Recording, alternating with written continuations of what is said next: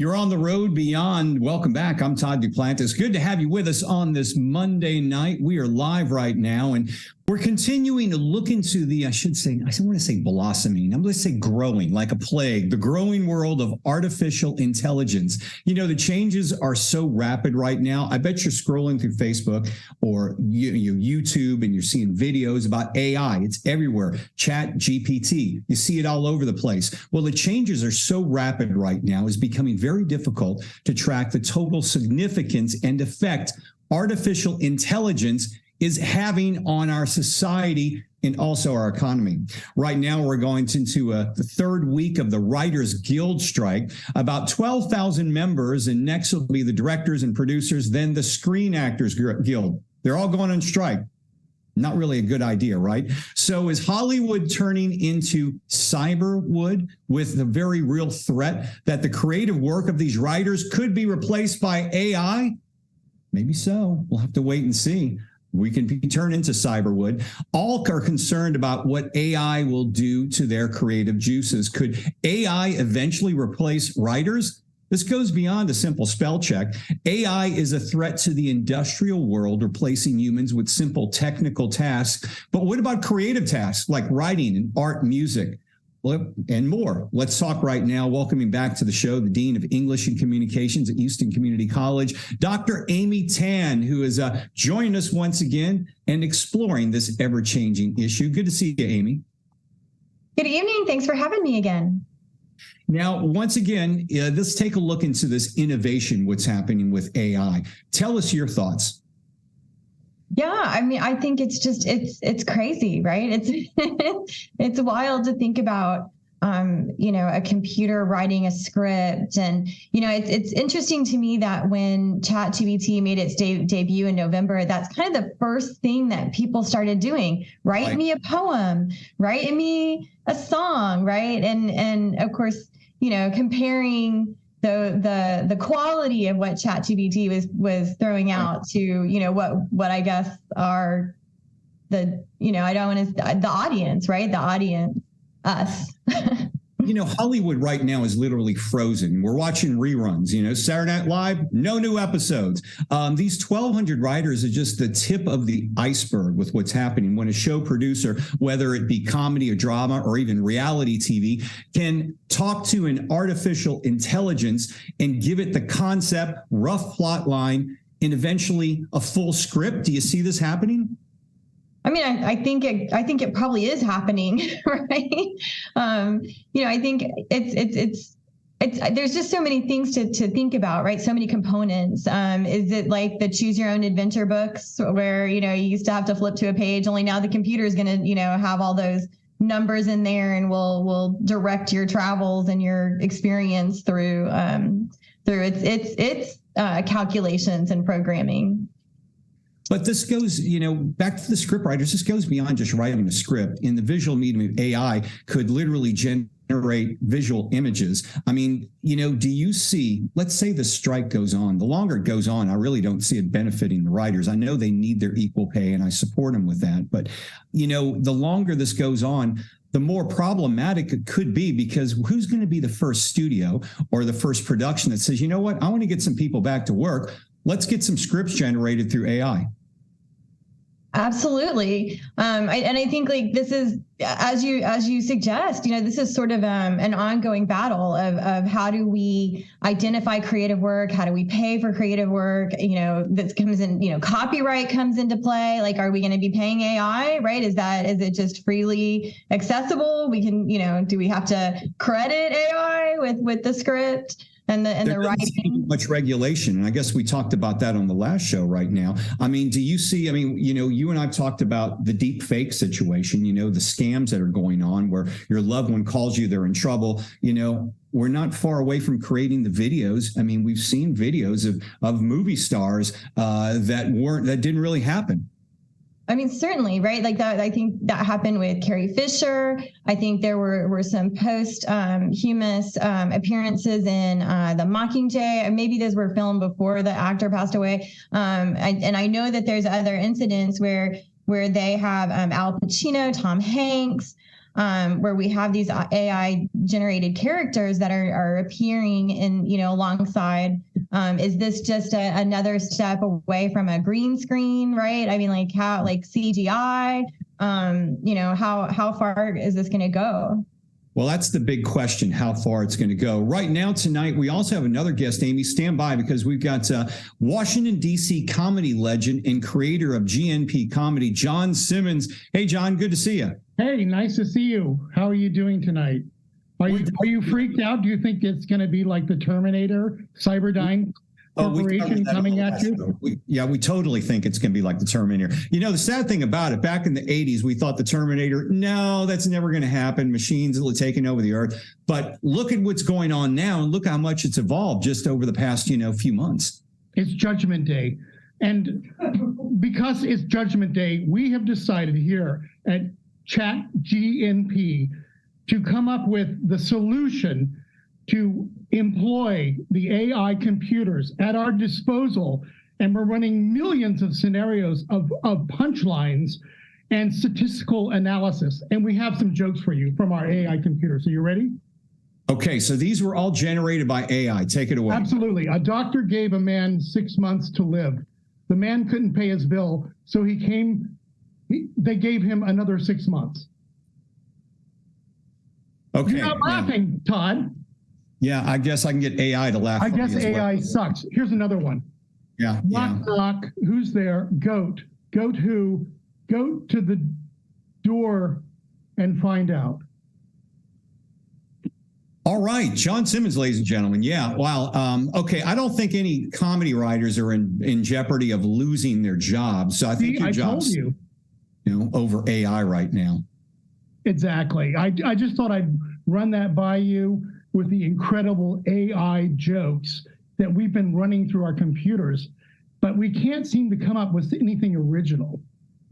Well, Hollywood can't either. I mean, we're on remakes of all different types of movies. I mean, they're creating Star Wars #8 right now. I mean, what the heck, So that's nothing new in Hollywood right now. Yeah, well, that's Hollywood, but jokes are interesting because I don't see how you really compose them. Well, think about it though. I mean, AI.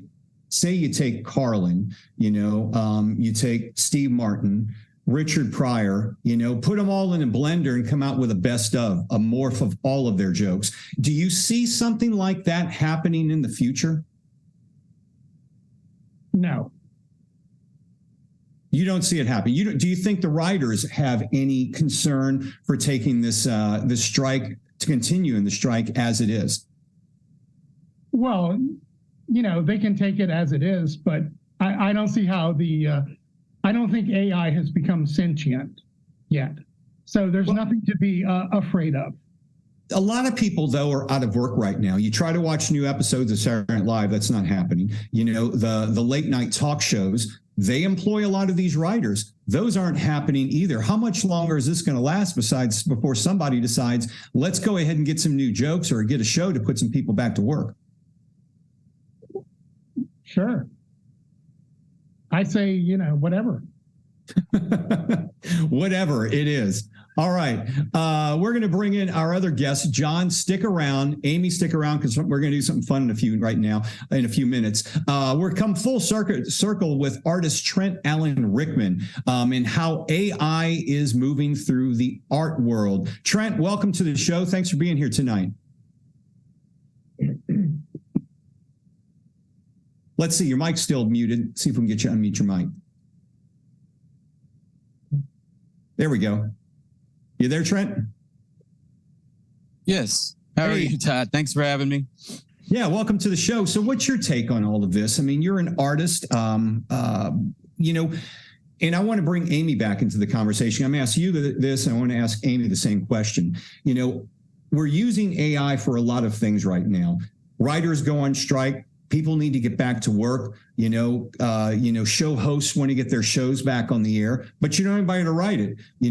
Does it do anything to the integrity of the industry when someone says, let's employ AI and at least get some ideas on how we can get this started? Trent, I'll let you answer this, and I want to get to Amy as well.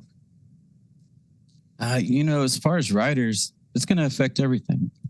So you can have a negative or positive response and then go from there.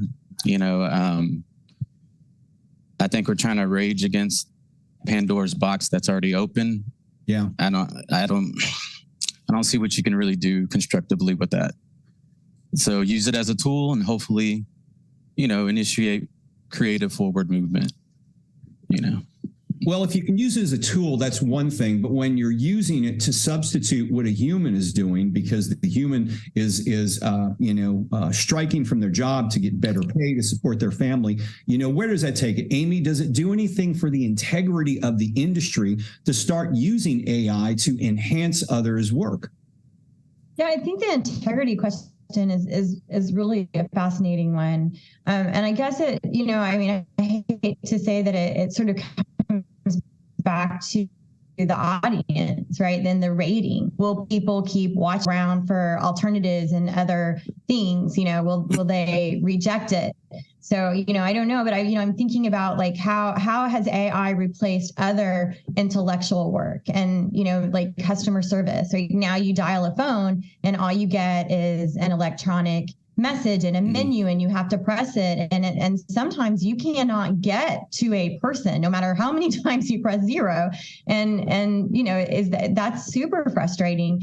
And I think we, in some ways, there's this desire to have AI do some of the it's certainly on the side of the corporations and maybe on the side of Hollywood, because maybe it's saving them money, right? Maybe it comes back to business.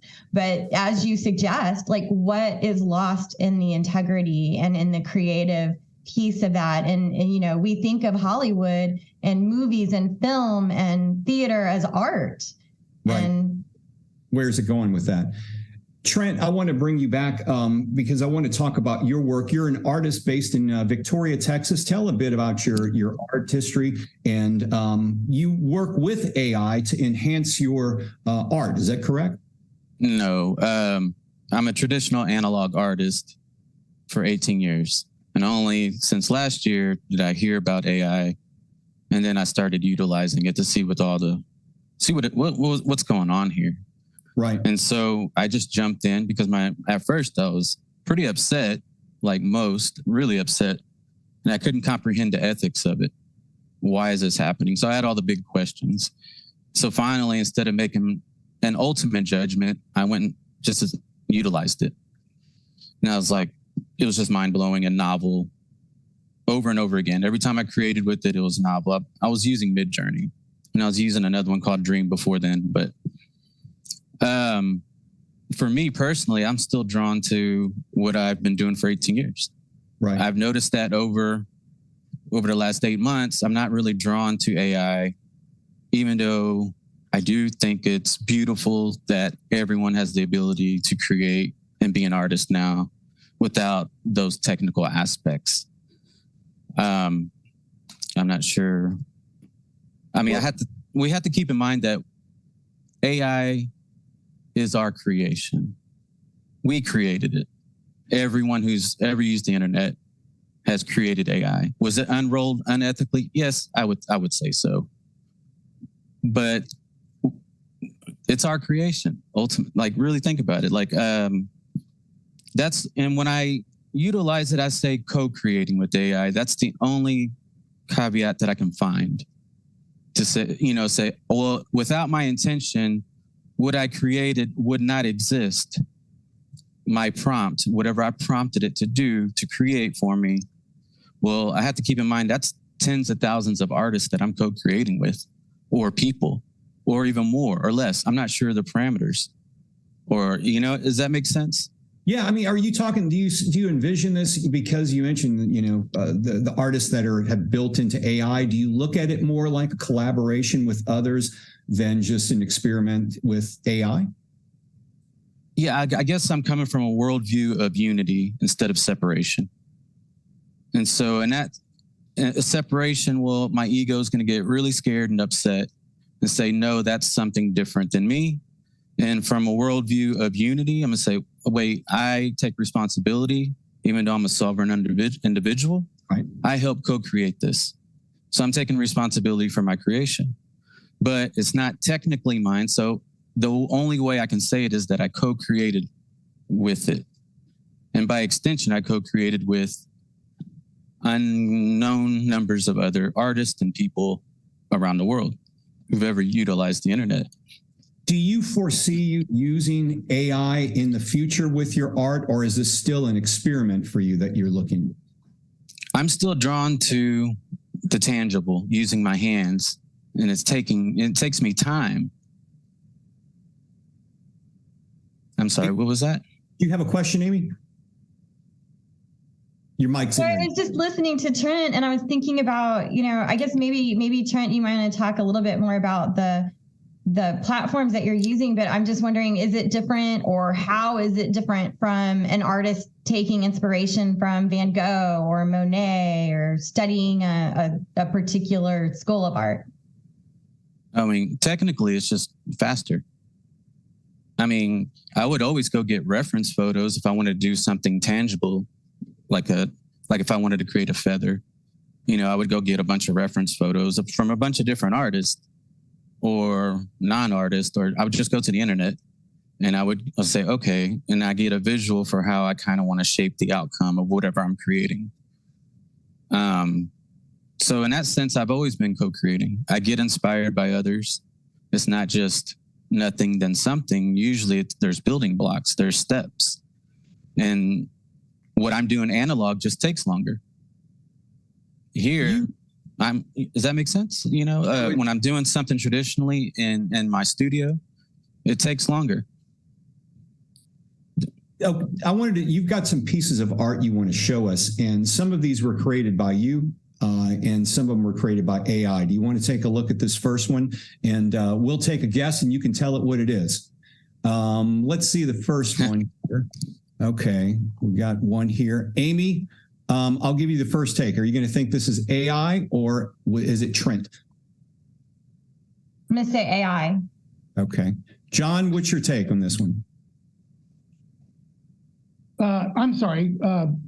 I was busy doing jokes through my AI. And what is the deal? We're asking, this one picture that's up, was it created by Trent or AI? Oh, okay. Let's see it. It's on the screen right now. Look to your. Oh, yeah. I think definitely that's AI. Okay. I'm going to go, I'll just, for sake of it, I'm going to say this was generated by you, Trent. Which was it? Me. Ha! That's an abstract artwork of mine called Everything Everywhere, inspired by the movie Everything Everywhere All at Once. Yeah. That's the reason you have the googly eye in there. Yeah, we all picked that movie. Yeah. Don't get us started on the movie. It'll be a half-hour discussion with our director. Trust me on that. Okay, it was a good movie. About an hour and a half too long for me, but a good movie. Yeah. Question for you though, Trent. Does AI open the possibility of society stepping away from ideas of ownership, property, money, etc.? Does it kind of infringe on that? It does infringe, but we don't stop being individuals. We don't stop being sovereign unto ourselves.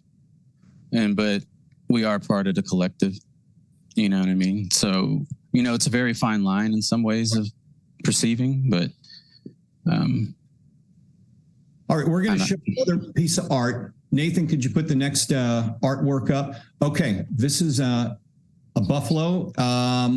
Let's go. Let's start with you, John. AI or Trent?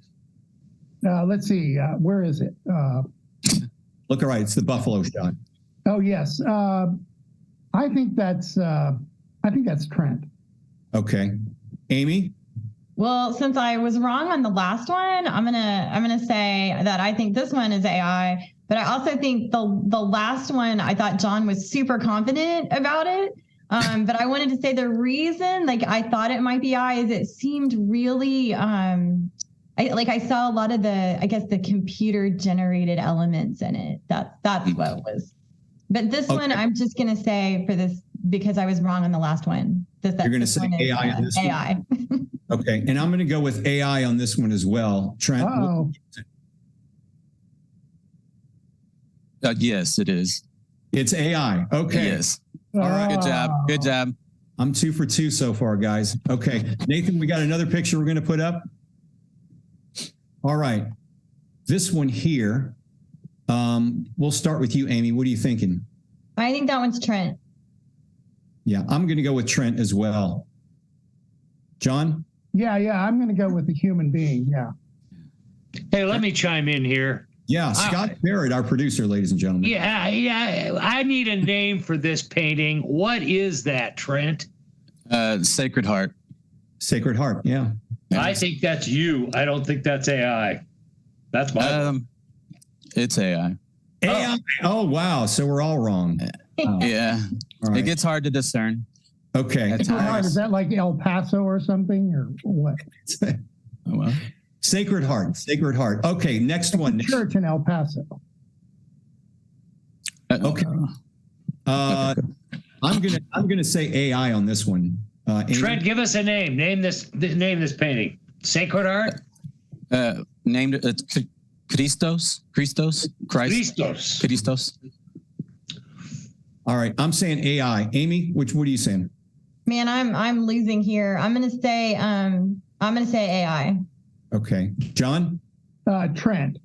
Okay, Trent. I think it's Trent too. You think Trent? We got 2 for Trent, 2 for AI.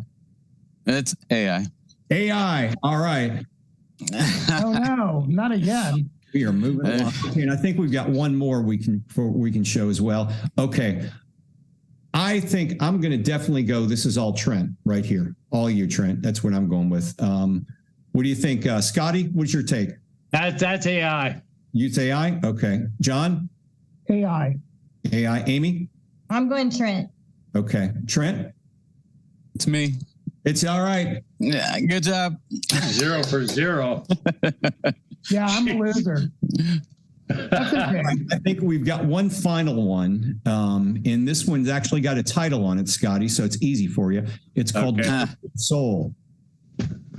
What do you think it is, Scotty? I think it's AI. Yeah. John? I think it's Trent. Amy? AI. Yeah. And Trent, I'm going to say this one's you. It is. All right. All right. I'm 0 tonight. I am totally 0 tonight. Hey, do you guys want another one of my AI jokes? Yeah, we go. got time for another one. Yeah, throw it out there. It better be AI. It better be better than the first 2 because I'm gonna. No, that's AI, man. That's the kind of magic. No fighters in jeopardy of losing their job over those jokes. Okay, yeah. I'll come up with that. Just hold on. Go ahead, Todd. No, go ahead. You're looking for it. Okay. I thought he had it prepared there. Back to the ownership. Do you see, though, in the future, let's say you become a successful artist, how hard would it be for someone to use AI or AI itself to start replicating or imitating your work, and then for someone to make profit off of? Do you see that happening in the future? Not just you, but any major artist. How hard is that? Not hard at all. And it's already been happening for years, but it's just easier now. I mean, in the advent of the digital age with digital art in the early to late 2000s, it was already happening and it got more sophisticated. Now it's insanely sophisticated. That's really the only difference. We're just moving faster. We just quantum leaped. That's all that happened. But it just didn't happen with our permission. It wasn't ethical the way it was rolled out. But that's what bothers us. We still have a sense of justice. It wasn't just. Nobody asked us if this was okay, Right. But this was established. That'd be kind of difficult to ask the collective, right? So, on the last show, we talked extensively about this and where it's going. Do you see that it has grown too rapidly, too fast, without any regulations? And do you think we need some type of regulations on where this is going? Yes, we do, but there's no catching up now. I mean, we're going to try. There's groups and peoples and lawsuits happening, but there's just the law's too slow. Right. And we can create way too quickly now, whether that's good or bad, but yeah, it would be nice, but there's no going back and changing it. What we do now and how we shape and move will ultimately kind of give us the outcomes and experiences right by our choices. It's all statistical analysis. It's not a sentient being. AI is not sentient. It's not self-aware. Well, that's the separatist point of view. What do you mean? Well, that's the individual point of view. Yeah. From a collective worldview point of view, from a collective, not just you, but everyone, there's a unity aspect that we can't just toss out here. Does that make sense? No, and I'm glad you came to the show to bring up that point of view, because I don't think, we had a very thoughtful discussion, mindful discussion a couple of weeks ago on this, and I don't think that was brought up once, but it certainly makes a lot of sense, especially from a unity collective point of view. Let me ask you this, and I'm going to bring Amy in on this because we kind of touched on it the last time, but Amy, coming from the educational realm, if students turn in a paper that you think may have been generated by AI, A, have you come across that experience? B, how do you approach that? So yeah, this is definitely an ethical dilemma, and absolutely it's happening. We're already dealing with it, and right. I think right now we are taking the we're trying to convince students that it's really important for them to do their own creative and intellectual work, and sort of educating them about what's out there and what they can use and what is an ethical use of it. And I think it comes back for us a lot of times to citation. And Trent, I don't, if you're familiar with the Creative Commons, that's a different kind of licensing that sort of allows for the open use of AI. Guys, incredible discussion. I appreciate all this on our show. We're going to have to wrap up for the sake of time. Thank you all for being here. Where is this going to go with AI? Continue to follow us on the Road Beyond podcast. Find us on YouTube, on Facebook. We're on Instagram as well. And you can also subscribe to our YouTube channel. Have a great week. We'll see you next time.